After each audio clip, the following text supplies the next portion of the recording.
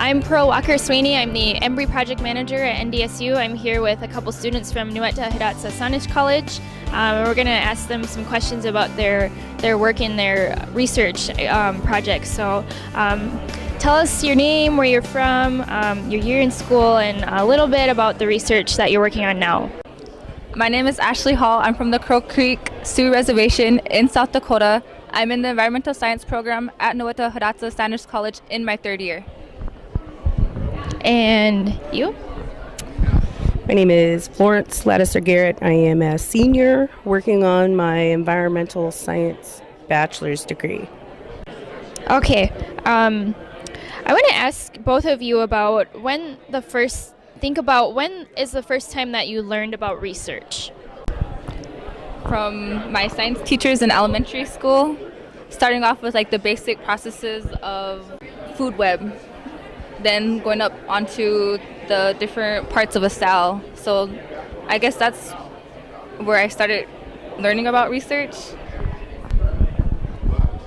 I would say my first experience with research would be when I became a DOCA cohort under Dr. Hartman, and I got involved with those projects we had at the college. That was my first experience ever coming with research, and that was, 2 years ago? A year ago? Tell me how you got involved with the research that you're doing now, and tell us a little bit about the project that you're working on. Okay, so I grew up on the Fort Berthold Indian Reservation. I graduated in South Dakota, but after I graduated, I came back to North Dakota. When I came back to North Dakota, I seen how much the landscape has changed because of the oil development. I seen the flares, I seen the traffic, I heard about the fatalities, everything that was going on that came along with the oil development. I wanted to do something to help protect what we have on the reservation, and I got started with the Juneberry project, and as I'm going along with it, I'm finding my passion more and more with plants and what I want to do with my community as far as that. I started on the Juneberry project whenever my advisor, Dr. Carrie Hartman, gave me an application for an REU internship. REU stands for Research Experience for Undergraduates, and the Juneberry restoration was already one of the focuses of the internship. So I picked up on the project, and ever since then it's just been taking off. Right now what we're looking at is this preliminary research on the yield of the Juneberries, but we're going forth and finding out what's pollinating the Juneberries, and then what we want to do from there is build ideal habitats that increases the population densities of the pollinators so we can get more of our plants pollinated in the area and make sure that the plant is accessible in the future for our generations to come. I first became involved with my study because I was a student looking for something more out of college, and I got a GED.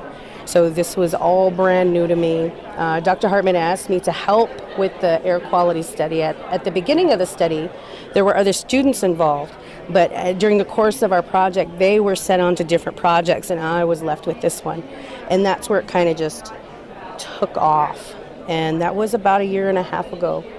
And I have grown a passion for my data, the learning part of it. I've really had my undergrad work has been phenomenal, coming from not finishing high school, working for so long, and then coming and doing something like this. I mean, it's totally changed my view of the world.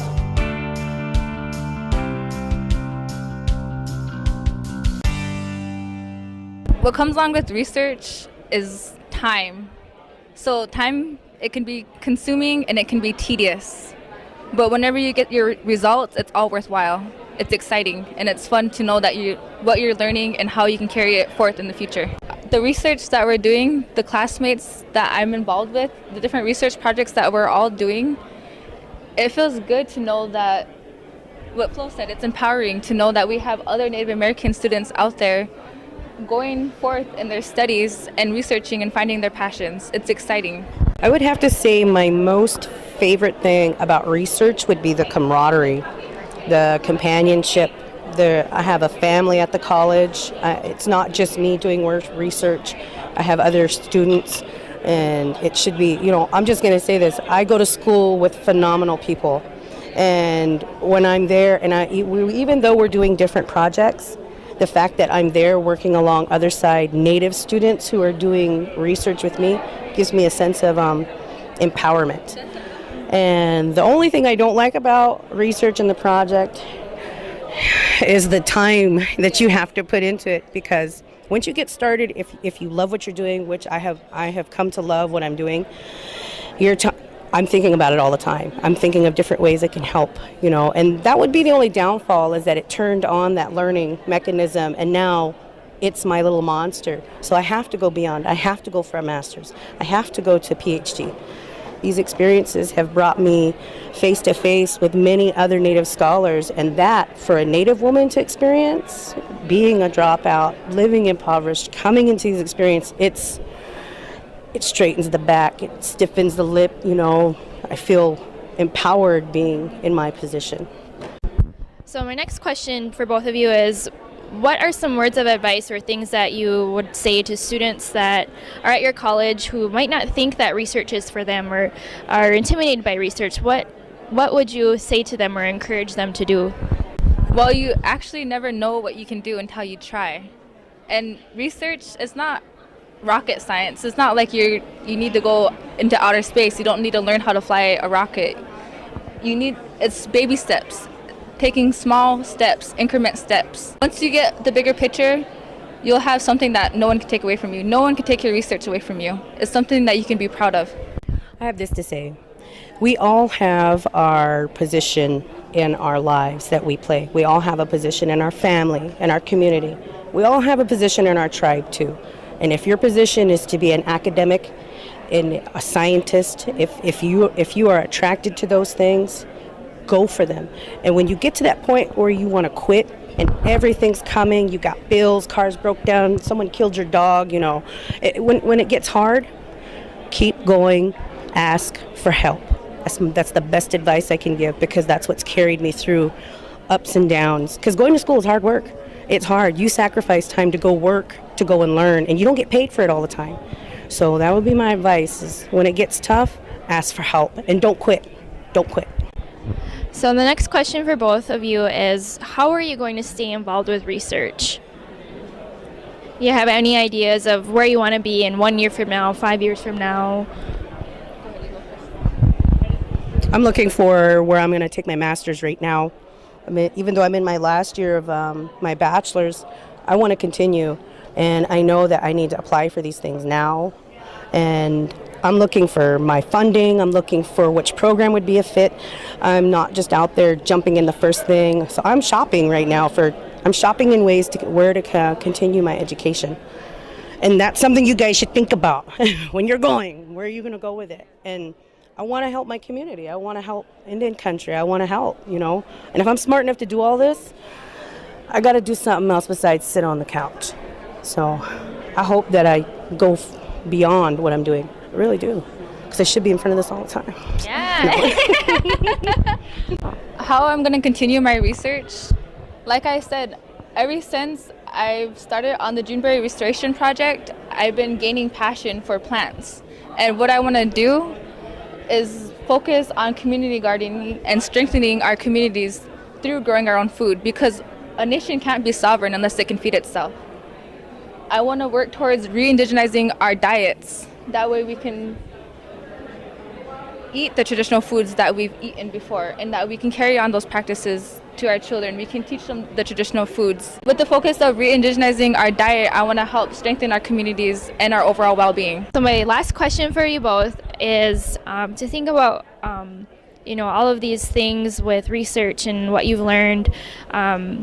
There's a balance that you have to acquire with being a researcher and being an academic and being a family person, caring for your family. So how do you balance all of those? We don't balance. We just go by what happens. Some students are going to be really lucky and they're going to go through their education and they're not going to have any troubles. Everything's going to be fine.